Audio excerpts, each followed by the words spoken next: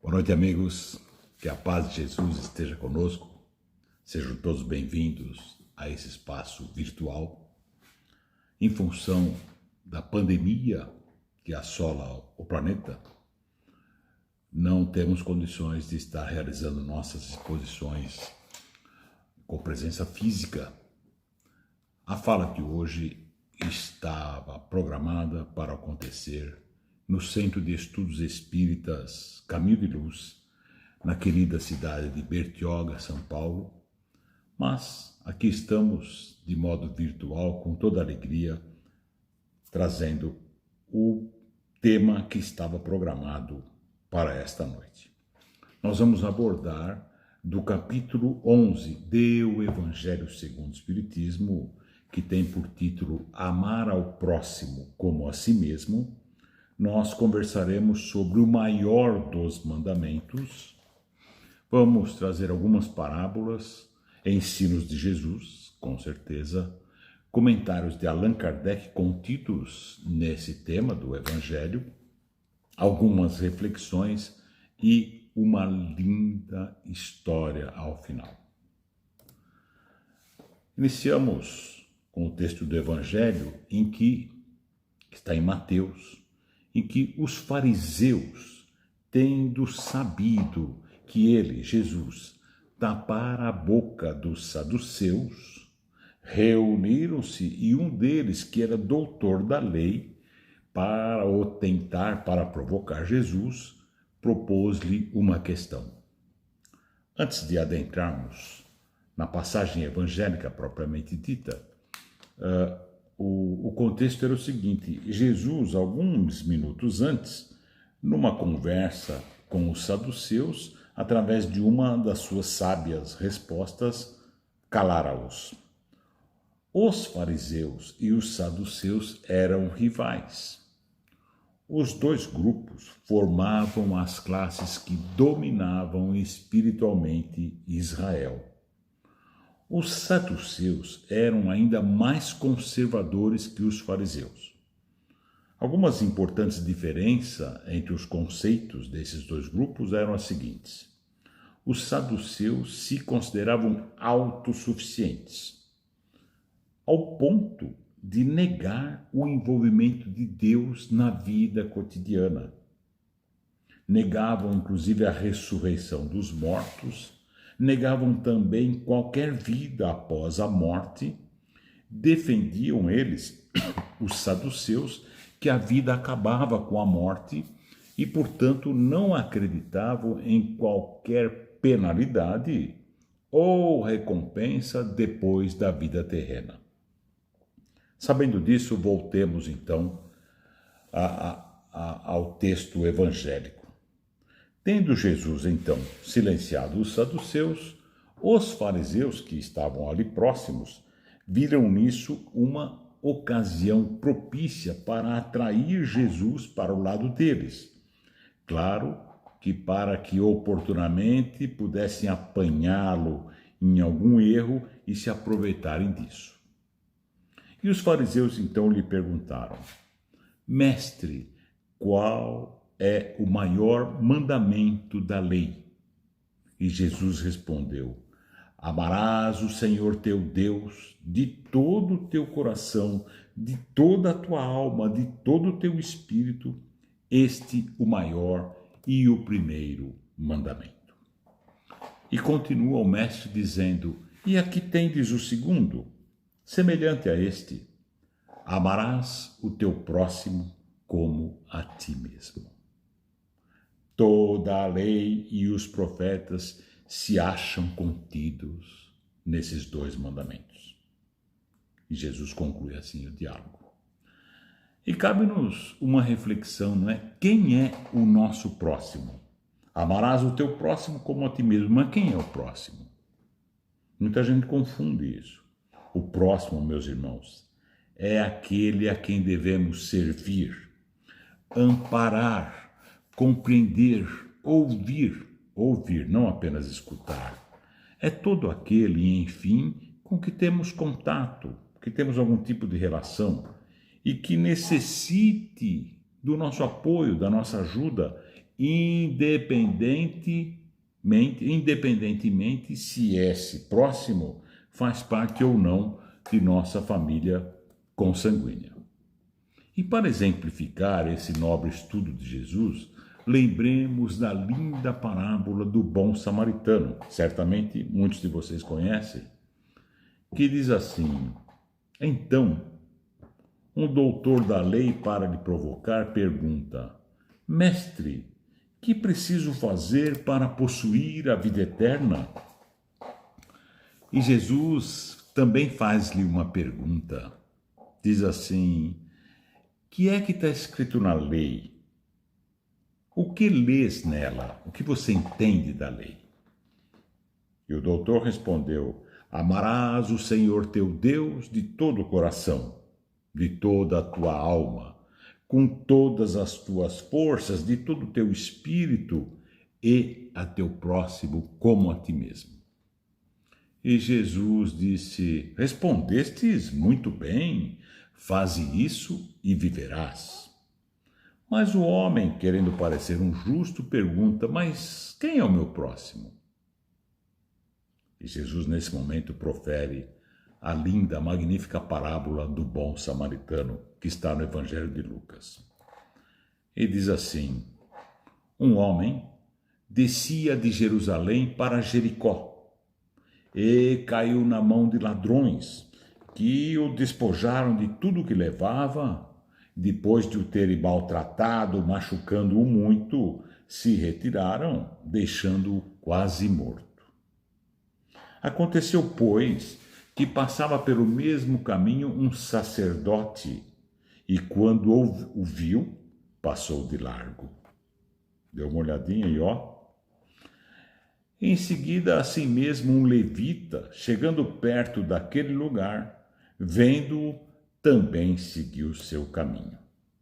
Mas um samaritano, que em seguida passou por ali, chegou perto do homem ferido e, quando o viu, sentiu-se tocado de compaixão. Chegou-se até ele, atou-lhe as feridas, derramando nelas azeite e vinho, colocou-o sobre o seu jumento, levou-o a uma hospedaria e cuidou dele. No dia seguinte, entregou 2 denários, um valor em dinheiro, ao dono da hospedaria e disse-lhe: cuida dele. E tudo que gastares a mais, quando eu voltar, te pagarei. E Jesus então perguntou ao doutor da lei: qual destes 3 te parece que foi o próximo daquele que caiu na mão dos ladrões? E o doutor da lei de imediato responde: aquele que teve misericórdia para com ele. E disse Jesus: pois vai e faze tu o mesmo.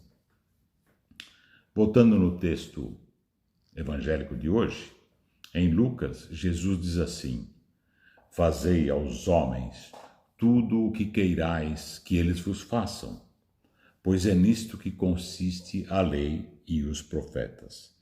Tratai todos os homens como quererias que eles vos tratassem. Cabe aqui também a parábola dos credores e dos devedores.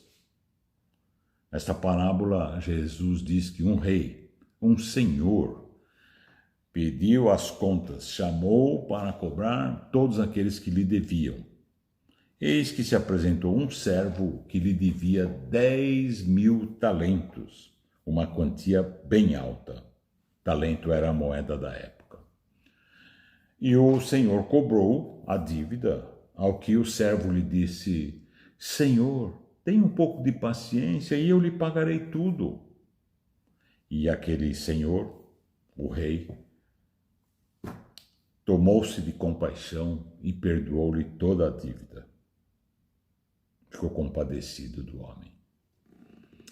Ao sair, todo feliz, porque estava livre da sua dívida, este homem, que tinha tido a dívida perdoada, encontrou um companheiro seu que lhe devia 100 dinheiros, uma quantia muito menor do que aquela que ele mesmo devia ao rei. E ele não teve dúvida, pegou aquele companheiro pelo colarinho e fala: paga o que me deves. E aquele homem falou: puxa vida, tenha um pouco de paciência comigo que eu lhe pagarei tudo. Mas o companheiro mandou prendê-lo, porque naquele tempo, meus amigos, quando alguém devia alguma coisa e não pagava, o credor tinha direito de mandar prender o devedor. Se essa lei valesse hoje, a gente já pensou? Não havia cadeia, né? Então, ele mandou prender aquele que lhe devia apenas 100 dinheiros. E as pessoas que estavam ali na praça, que tinham visto que ele tinha tido a sua dívida perdoada e que agiu daquela maneira, foram contar para o Senhor, informaram-lhe. O rei mandou trazer de volta aquele servo e falou assim: mau servo, eu te havia perdoado tudo o que me devias porque me pediste. Não estavas desde então no dever também de ter piedade do teu companheiro, assim como eu tive de ti?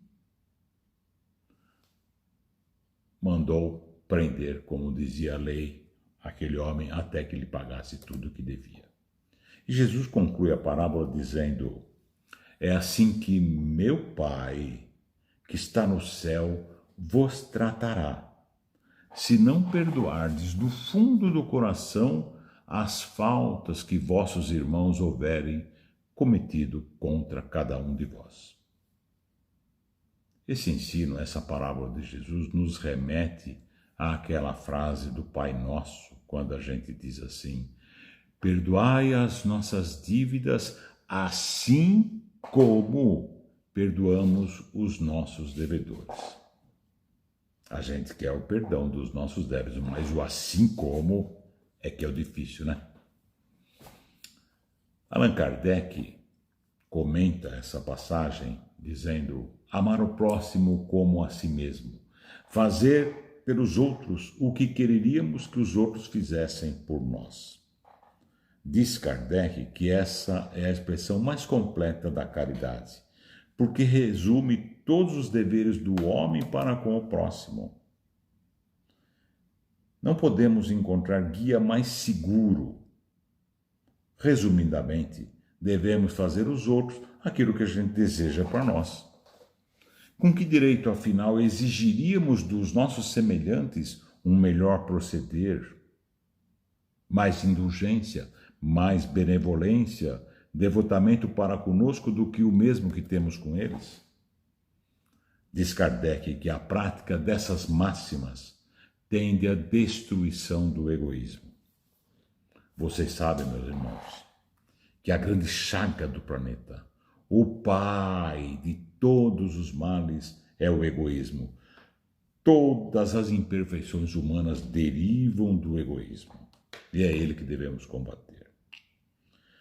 Diz Kardec, concluindo, que quando adotarmos como regra de conduta, quando a compaixão for a base das instituições, os homens compreenderão a verdadeira fraternidade e farão que entre eles reine a paz e a justiça. Meus irmãos, estamos vivendo um momento grave, essa pandemia do coronavírus. Não é essa pandemia que sozinha vai dar esse grande passo para reduzir o egoísmo no planeta. Mas com certeza, essa situação está promovendo reflexões e mudanças importantes no pensar e no agir de muita gente. Certamente vocês estão observando isso. Kardec conclui dizendo: não haverá mais ódios nem dissensões, tão somente união, concórdia e benevolência mútua. Ele está falando de um mundo mais avançado, que estamos caminhando a passos largos, que é um mundo de regeneração. Estamos a caminho, é verdade, mas a passos lentos. Saibamos compreendamos, temos certeza que situações graves como essa que vivemos atualmente, que ocorrem em tempos, é só verificar a história do homem, né? Vão nos empurrando para as grandes conquistas morais. Existe uma razão de ser. Lamentavelmente, o nosso proceder faz com que a gente tenha que passar por situações como essas. E lembramos, quando não é pelo amor, é pela dor. Essa situação, a pandemia que vivemos, é difícil. Verdade que mais difícil para uns do que para outros. Porém, ninguém passará ileso, indiferente por esse momento tão delicado. E não nos esqueçamos que Jesus é o nosso guia, é o condutor, é o governador do nosso planeta. Ele mesmo disse: não cai uma única folha de uma árvore sem que meu Pai não saiba. Então tudo está no lugar que deve estar. Confiemos, tenhamos fé e a certeza de que se assim é porque assim deve ser. Lembremos novamente, amar o próximo como a si mesmo. Fazemos pelos outros o que quereríamos que os outros fizessem por nós. E no nosso caso específico do momento, o fato de nos recolhermos, de não nos expormos, podendo contrair essa grave enfermidade, e também não sermos nós a transmitirmos, não é? A espalhar esse vírus, é sim um ato de amor a si mesmo e ao próximo.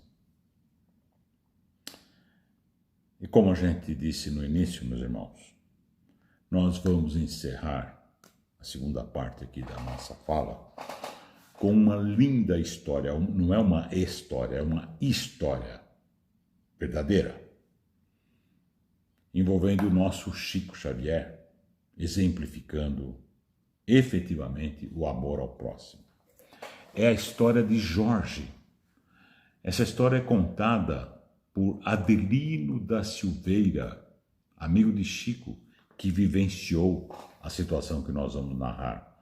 E nós usaremos, pedindo licença, as palavras do próprio Adelino. E diz assim: numa daquelas madrugadas, quando as reuniões do Grupo Espírita da Prece, o Centro Espírita, que até hoje é o Centro Espírita lá do Chico, em Uberaba, não é? As reuniões naquelas madrugadas se estendiam até o amanhecer. Viu pela primeira vez. Naquelas filas quase intermináveis que se formavam para a despedida ou para uma última palavrinha, ainda que rápida, com o Chico, ele chamou minha atenção pela alegria com que esperava a sua vez. Vinha com passos cansados, o andar trôpego, a fisionomia abatida, mas seus olhos brilhavam à medida que se aproximava do médium. Não raro, seu contentamento se traduzia em lágrimas serenas, mas copiosas, trajes pobres, descalço, pés rachados, indicando que raramente teriam conhecido um par de sapatos.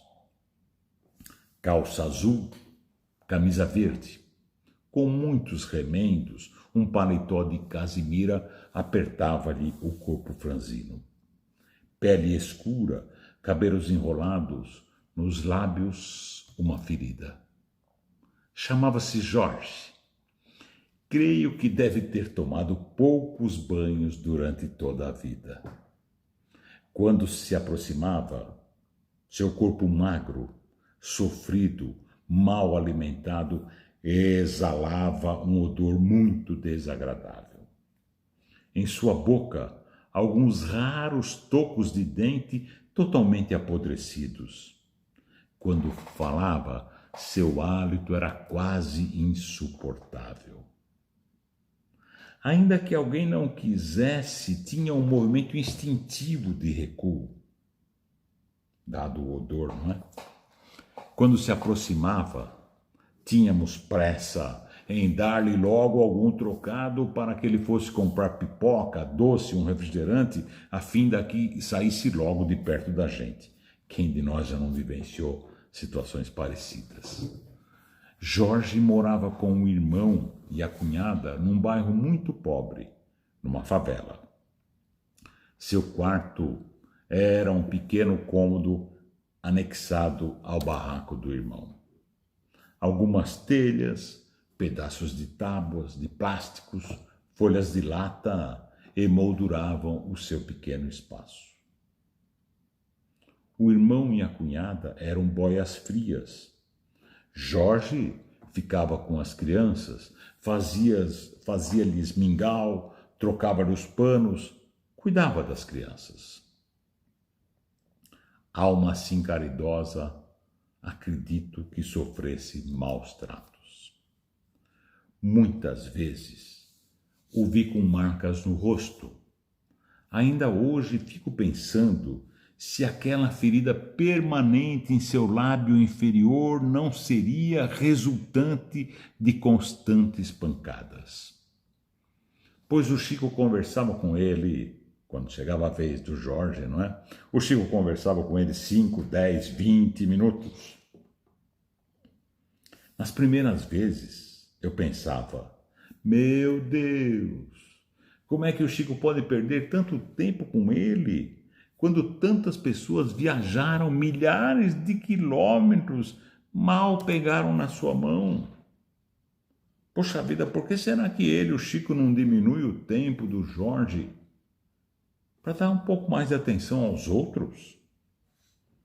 Somente mais tarde fui entender que a única pessoa capaz de parar para ouvir o Chico, para ouvir o Jorge, era ele, o Chico.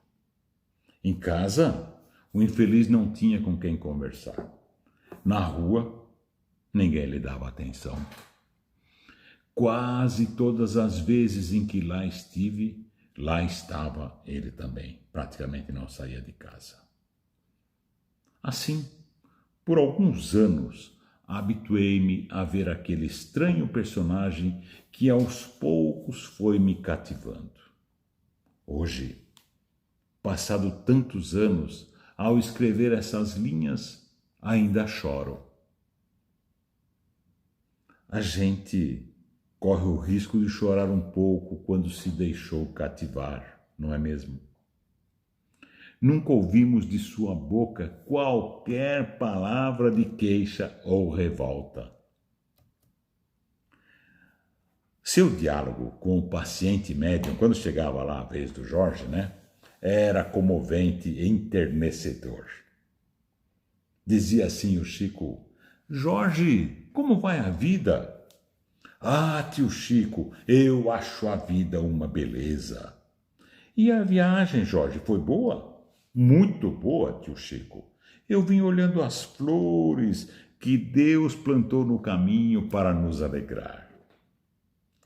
O que você mais gosta de olhar, Jorge? O azul do céu, tio Chico.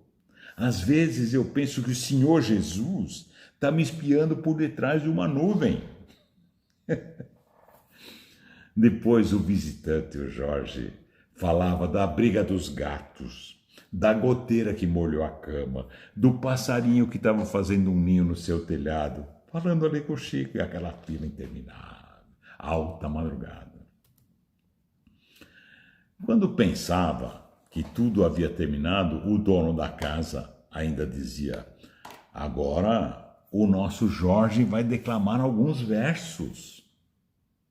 Eu chegava a me virar na cadeira perguntando a mim mesmo: onde que o Chico arruma tanta paciência?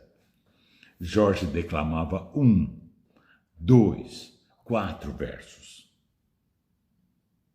A certa altura, o Chico dizia assim: bem, Jorge, agora para a nossa despedida, declame o verso que eu mais gosto.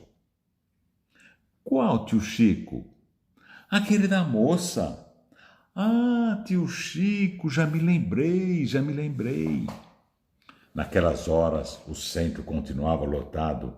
As pessoas se acotovelavam, formando um grande círculo em torno da mesa, onde estava ali o Chico, não é? Nesse momento, Jorge então colocava o colarinho da camisa para fora, abotoava o único botão do seu surrado paletó, colocava as mãos para trás, à semelhança de uma criança quando vai declamar na escola ou perante uma autoridade, olhava para ver se estavam observando e sapecava inflado de orgulho. Menina, penteia o cabelo, joga as tranças para a cacunda, queira Deus que não te leve de domingo para segunda. Eu vou repetir. Menina, penteia o cabelo, joga as tranças para a cacunda, queira Deus que não te leve de domingo para segunda. Quando o Jorge terminava, o riso era geral. E ele também sorria, feliz, um sorriso solto, alegre, mas ainda assim doído. A parte inferior dos seus grossos lábios se dilatava com o sorriso, fazendo sangrar a ferida. Aí, ele se aproximava do médium, que lhe dava uma pequena ajuda em dinheiro. Em todos aqueles anos, nunca consegui ver o quanto era. Claro que o Chico fazia isso de uma maneira muito discreta. Depois, o Jorge então colocava o dinheiro dentro de uma capanga, onde já estavam lá as pipocas, os doces, dava um nó na alça do pano. Para se despedir, ele não abraçava o Chico, ele se jogava todo por inteiro em cima do Chico. O Chico estava na sentadinha, né? E ele falava naquele momento quase que dentro do nariz do Chico. E diz o Adelino, eu nunca vi de parte do Chico aquele recuo instintivo que eu mesmo tivera tantas vezes. Jorge beijava-lhe a mão, a qual também, e o Chico também beijava-lhe a mão e a face. Ao que ele, Jorge, retribuía beijando os dois lados da face do Chico, onde ficavam manchas de sangue deixada pela ferida aberta em seus lábios. Nunca vi o Chico se limpar na presença dele, nem depois que ele tivesse ido. Vi sim, muitas vezes, ao chegar na casa dele, molhava um pano e limpava o que passamos a chamar carinhosamente de o beijo do Jorge. Não saberia dizer quantas vezes pensei em levar um presente àquele pobre irmão, uma camisa, um par de sapatos, uma blusa. Infelizmente, fui adiando e o tempo foi passando. Quantos de nós vamos adiando tudo, né? Acabei por não lhe levar nada. Lembro-me disso com tristeza, e as palavras do apóstolo Paulo se fazem mais fortes nos recessos da minha alma, quando Paulo diz, façamos o bem enquanto temos tempo. Enquanto temos tempo. De repente, fica tarde demais. Jorge desencarnou. Desencarnou numa madrugada fria, completamente só em seu quarto. Esquecido do mundo, esquecido de todos, mas não de Deus. Contou-me Chico que foi este nosso irmão, de pele escura, cabelos enrolados, ferida nos lábios, pés rachados, mau cheiro, mau hálito, que ao desencarnar, Jesus Cristo veio pessoalmente buscá-lo. Entrou naquele quarto de terra batida, retirou Jorge do corpo magro e sofrido, aquele corpo envolto em trapos imundos, aconchegou de encontro ao peito e voou com ele para o espaço, como se carregasse o mais querido de seus irmãos. Eis que estarei convosco até o fim dos séculos. Não vos deixarei órfãos. Meus irmãos, ele jamais faria uma promessa que não pudesse cumprir. E concluindo, não tem como a gente não se emocionar com essa história, né? Concluindo, lembremos do amorável convite de Jesus, que faz a todos nós quando diz: vinde a mim, todos vós que estáis cansados e oprimidos, que eu vos aliviarei. Eu vos aliviarei. Lembremos, Jesus está no leme do planeta e vela por cada um de nós. Saúde e paz a todos.